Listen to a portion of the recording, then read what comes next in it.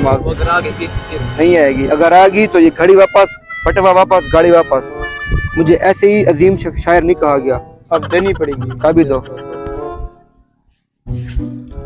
ये ले तो अपने हाथों से दे। ये ना दे क्या चीज जा रही है। ऐसी ऐसी चीज आती जाती रहती है, लेकिन वो लड़की अब कभी नहीं आएगी तेरे दिल और दिमाग में।